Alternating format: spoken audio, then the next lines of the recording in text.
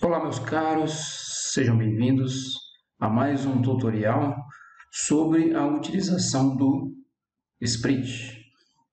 Nesse tutorial, nós vamos falar agora sobre o módulo fresamento, né? Então, já fizemos aí uma sequência de tutoriais sobre o módulo turno e esse é o primeiro, né, tutorial sobre o fresamento. Para quem já usou o Split aí no treinamento, vai perceber agora, pelo menos no início, né, que o fresamento é bem mais simples, né? Dependendo, logicamente, da complexidade da geometria, vai aumentando aí o grau de dificuldade, né? Mas para peças, né, com baixo grau de complexidade, é mais simples, né? Mais simples, vocês vão perceber que é mais simples do que o torneamento. Então, eu já deixei aqui na área de trabalho, né, aqui um desenho pronto de uma peça.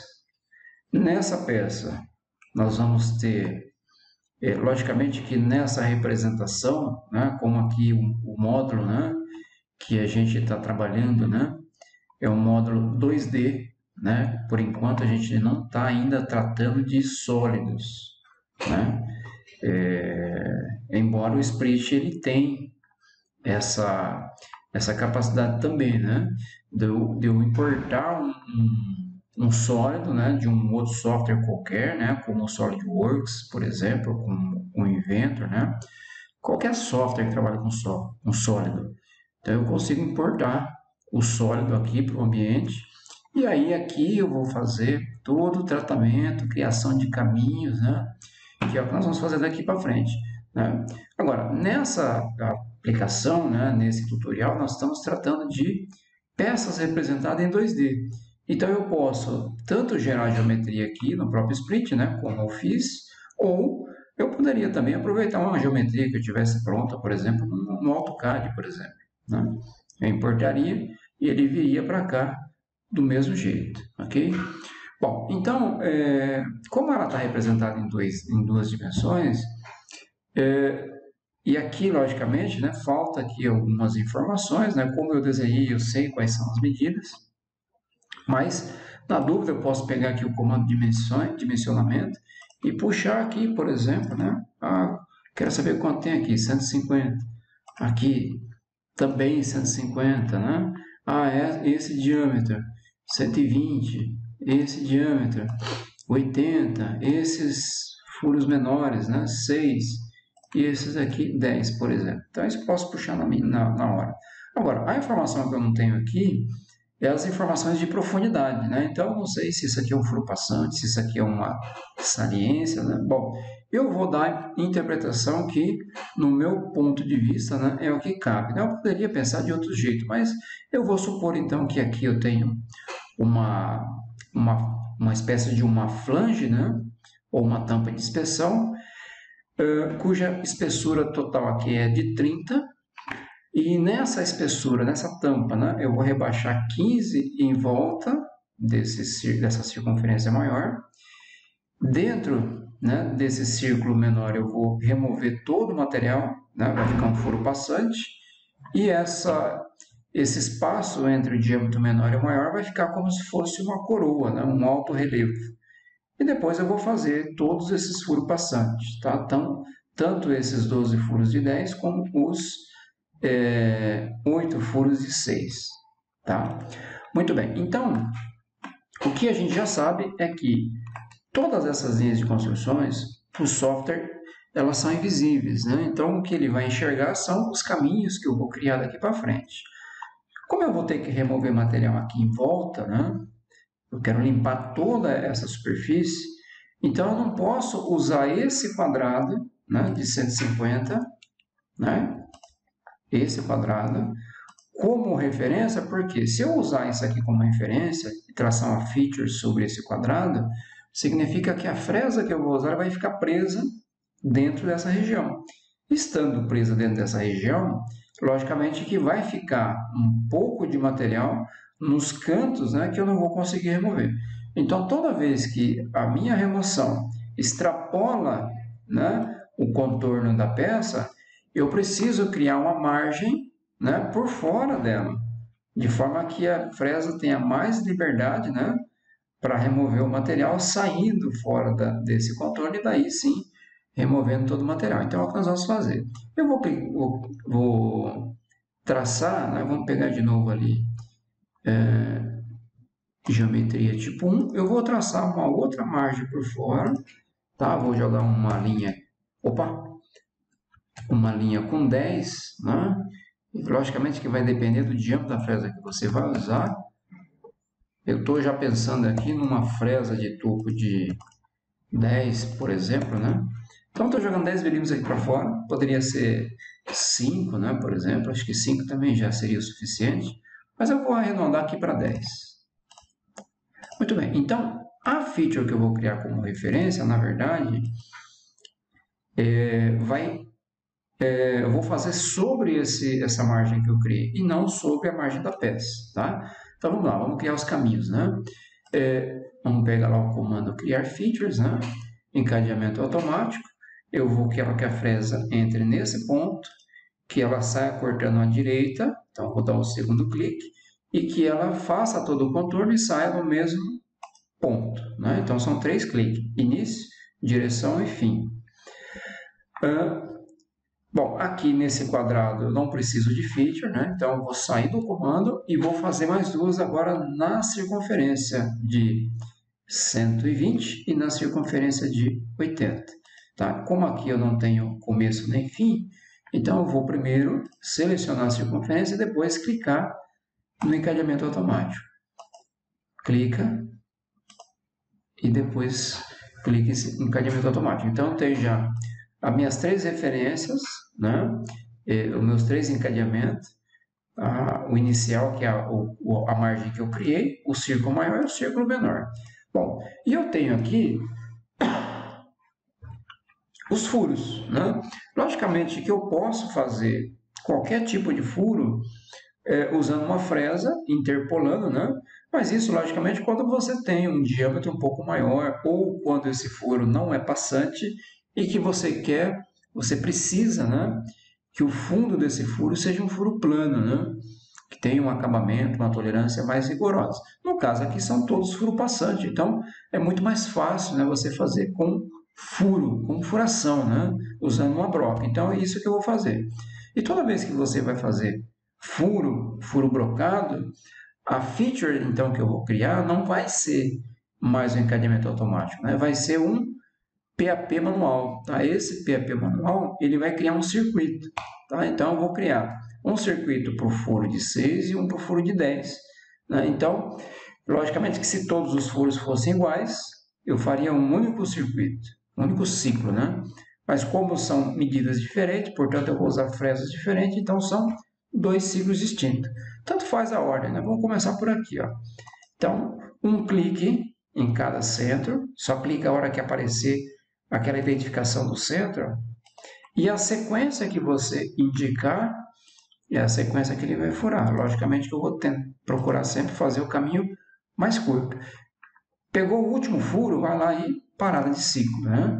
Pega de novo, PAP manual, de novo, uma outra sequência agora para os furos de 10. Então, um clique em cada centro.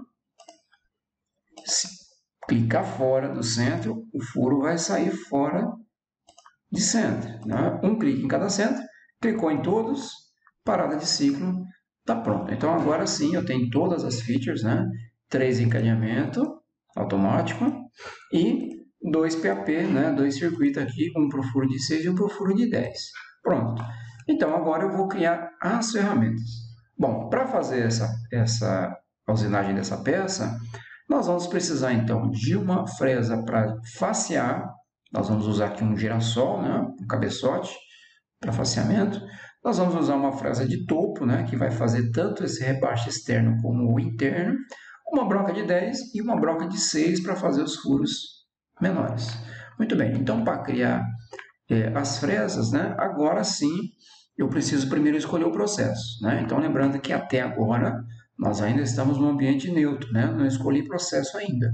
Então quando eu vou passar para a etapa de criação de ferramentas, aí sim eu preciso falar qual o processo que eu vou usar. Então, no caso aqui, ó, vamos lá para a minha barrinha de atalho, né? A barrinha aqui Smart Toolbar, eu vou pegar aqui, alternar para Solid 1000, né? Quando nós estávamos torneando, a gente alternava para Solid Turn. Agora eu vou alternar para Solid 1000. E aí ele vai habilitar aqui para minhas ferramentas.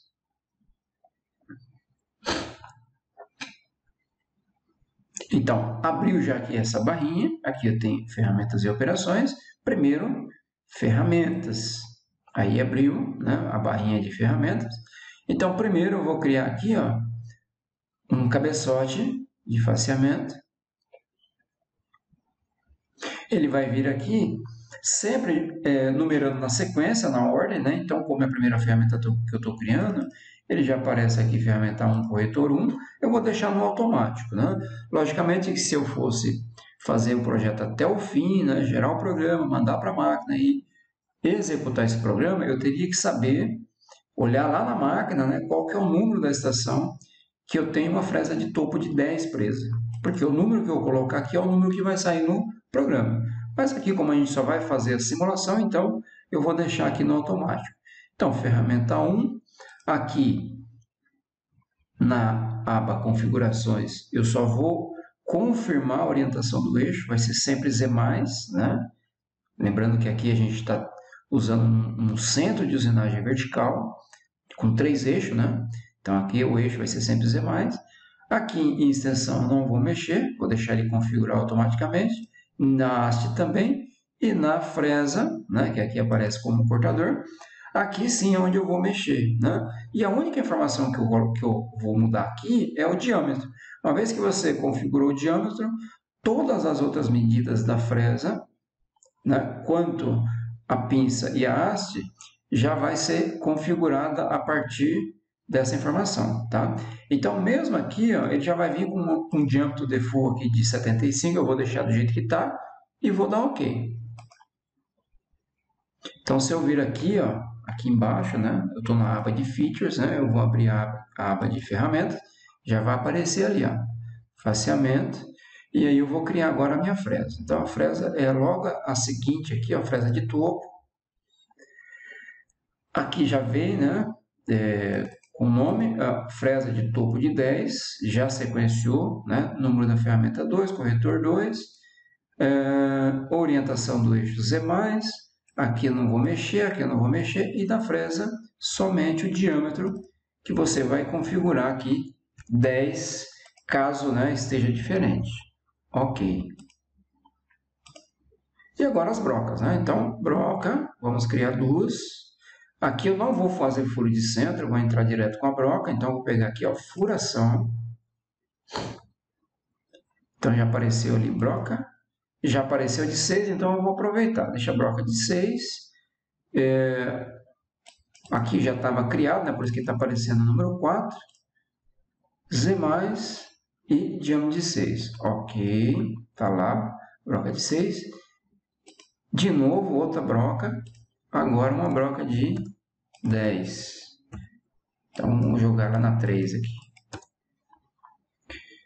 Orientação do eixo, aqui está certo, tá certo. E aqui eu vou mudar o diâmetro para 10. Pronto, OK. Então, estou lá, né? Está lá com todas as ferramentas já prontas. Uma ferramenta de faceamento, uma fresa de topo de 10, uma broca de 6 e uma broca de 10. Perfeito. Agora eu posso já ir para a operação, né? Então, as operações eu começo sempre pelo faceamento. Então, vamos abrir aqui de novo a minha aba de Features, né? E aqui eu começo sempre faceando, né? Mesma coisa que nós fazíamos no turno, né? No torneamento eu sempre começo fazendo uma fase de referência, que é o faceamento. Aqui no fresamento também eu começo sempre fazendo a fase de referência, que é o faceamento, né? Eu vou dar uma limpada, né, na superfície da peça, né, para ficar paralela, né, para eliminar qualquer tipo de imperfeição. Então eu vou pegar aqui o encadear 1, né, essa margem que eu criei, vou usar ela como referência, e aí eu vou abrir agora a aba de operações, ó.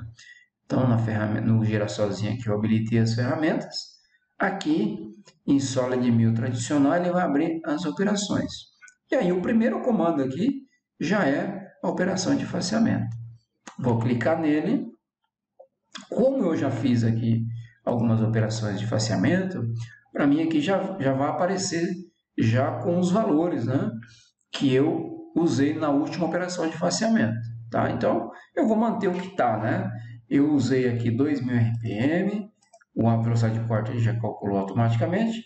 Eu usei um avanço de 500 milímetros por minuto no eixo XY e 300 no eixo Z. E o avanço por dente também já calculou. Passe de remoção. Né? Aqui, estratégia aqui é zigue-zague. Né? Zigue-zague.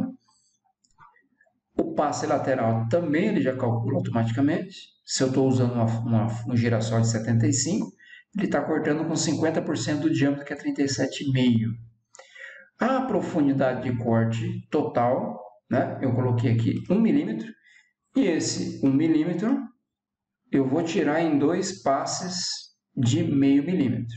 Tá? 2 passes de meio. Ok.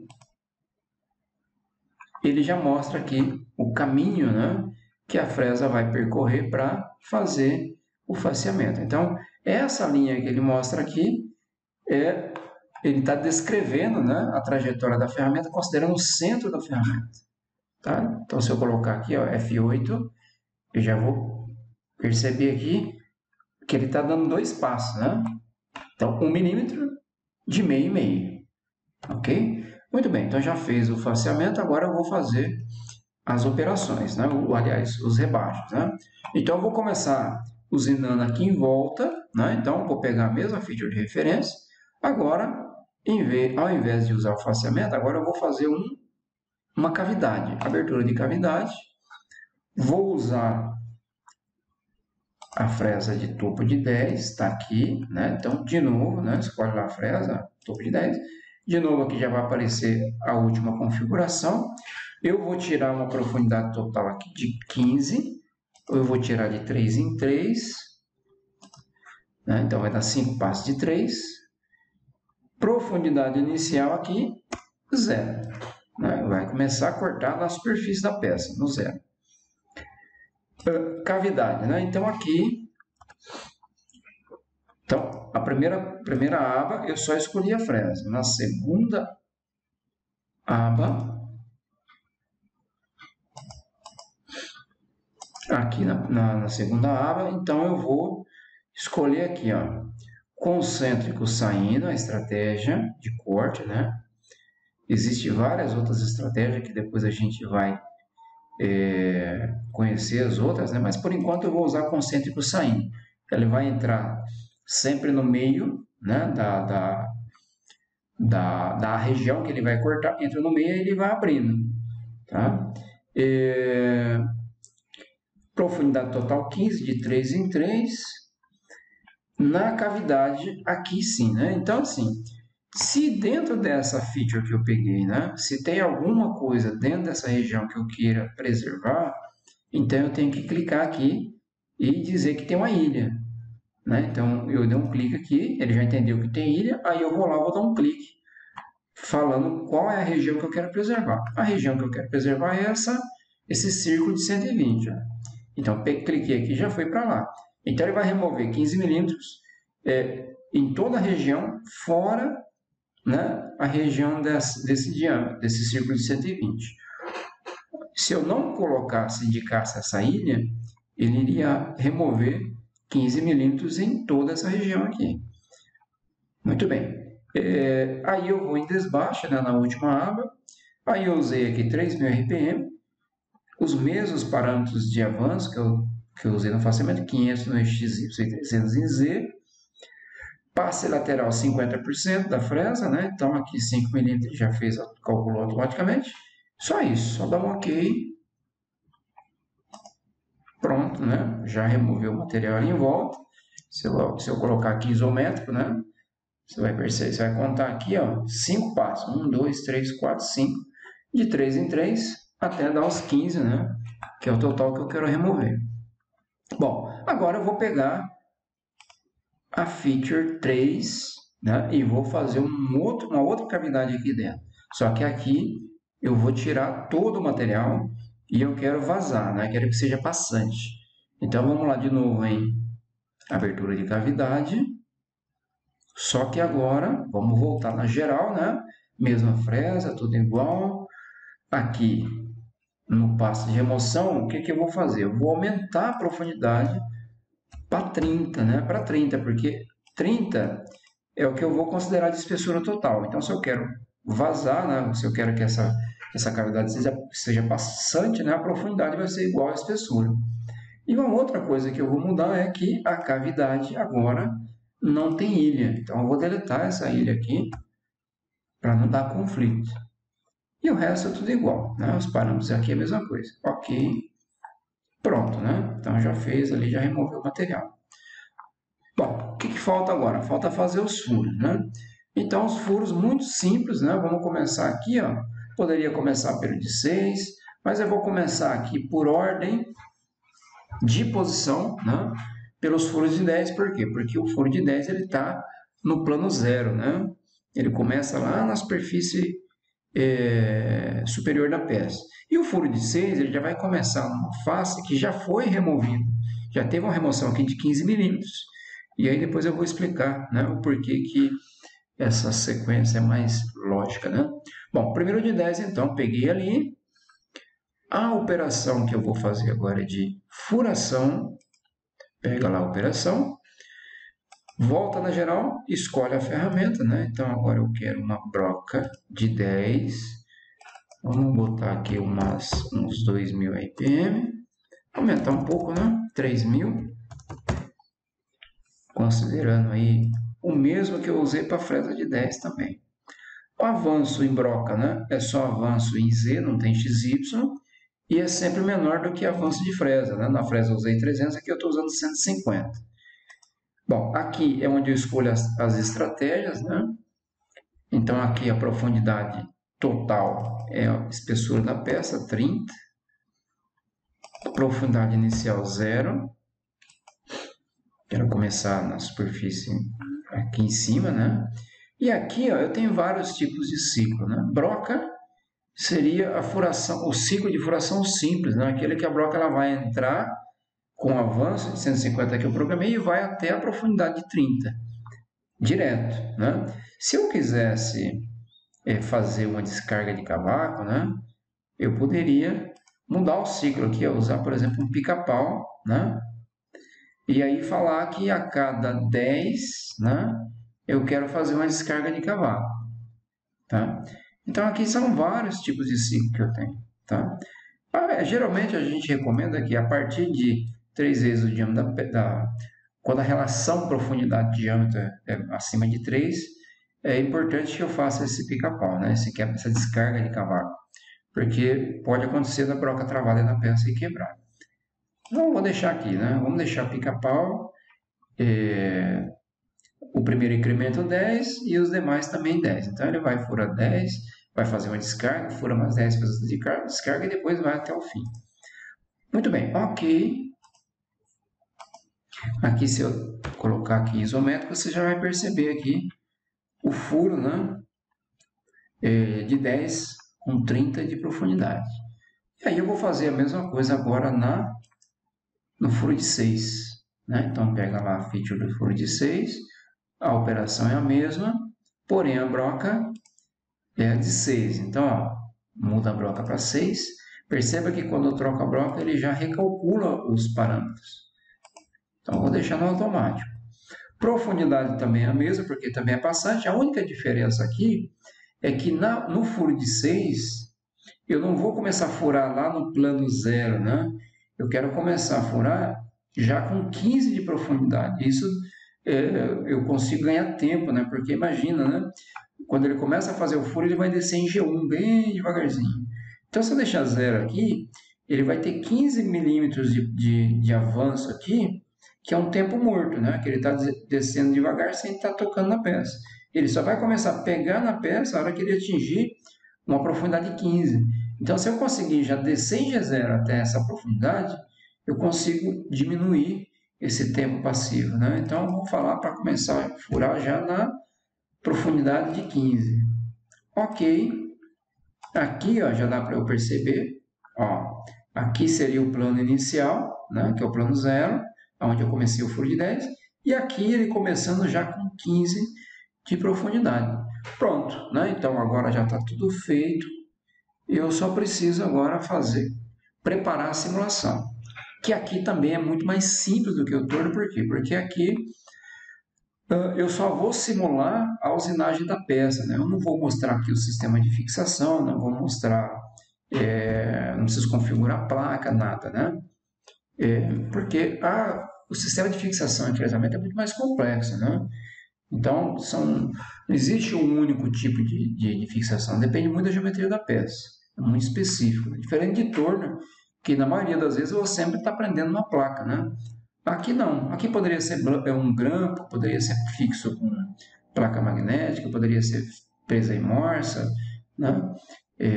Ou com algum dispositivo personalizado, né? É por isso que na simulação aqui em fresamento eu só vou visualizar a peça. Muito bem, então para preparar então aqui o material bruto, eu primeiro vou ligar aqui, ó, a simulação. Então eu vou vir aqui, ó, simulação, ele vai abrir a barrinha de simulação, né? Se você der um play aqui, ele mostra a fresa ali, ó, né? Meio que invisível, né? Ali é só um contorno, só que cortando no vazio, por quê? Porque não foi criado o material, né? Então eu vou dar um stop e logicamente eu preciso criar primeiro o material bruto. Então eu vou lá no último comandinho, ó, parâmetros de simulação.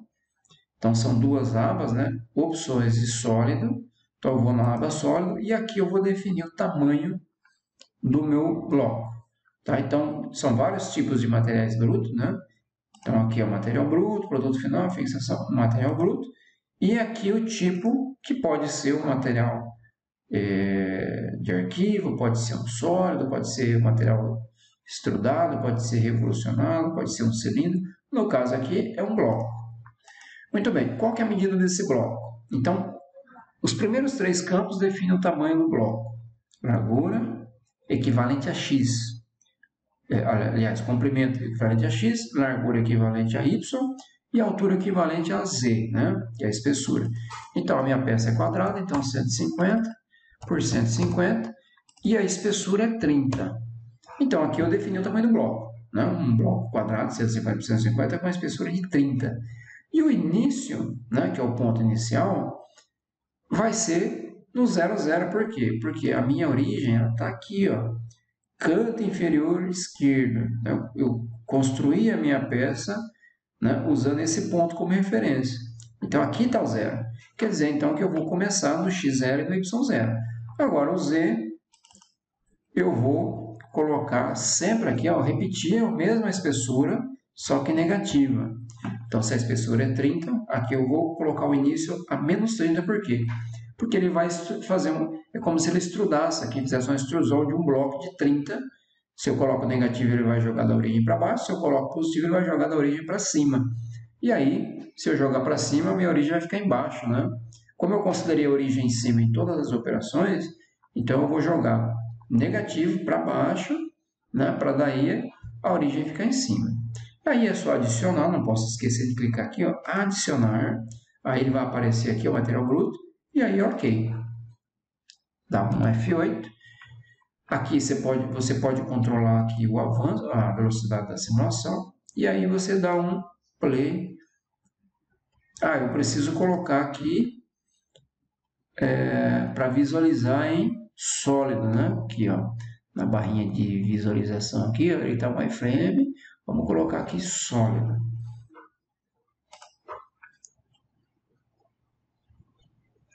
Aí, né, os passos de faceamento, está tirando 1 milímetro, são 2 passos, vou aumentar um pouquinho a velocidade.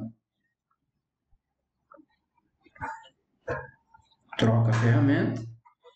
E aí agora ele vai rebaixar 15 milímetros ali em volta, né, 5 passos de 3 milímetros.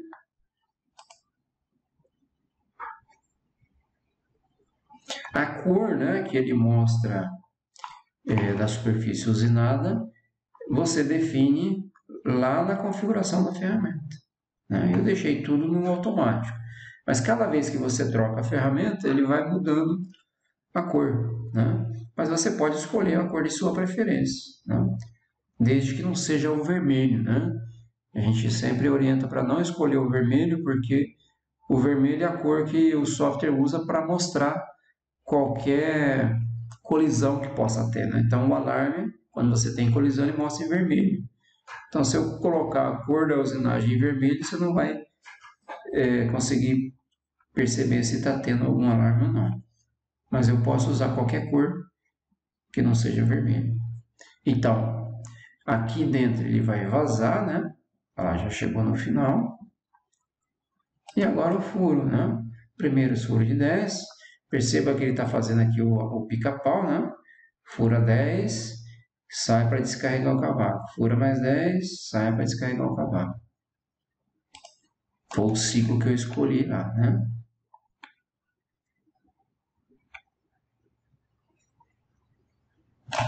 Vamos acelerar um pouquinho.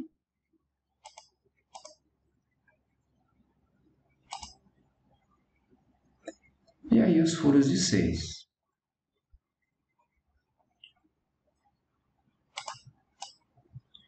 Então tá lá, né? Todos eles passantes. Perfeito. Muito bem. Então é isso, né? Feito ali a simulação, né? Percebendo então que está tudo correto, aí a próxima etapa seria gerar então o programa, né? E aí transferir aí o código NC para a máquina, tá? Então essa etapa de geração de programa e transmissão vai ficar para um próximo tutorial, ok? Então por hoje, né, era isso que eu gostaria de mostrar nesse tutorial. Então até a próxima. Espero que ajudem vocês aí na execução dos projetos.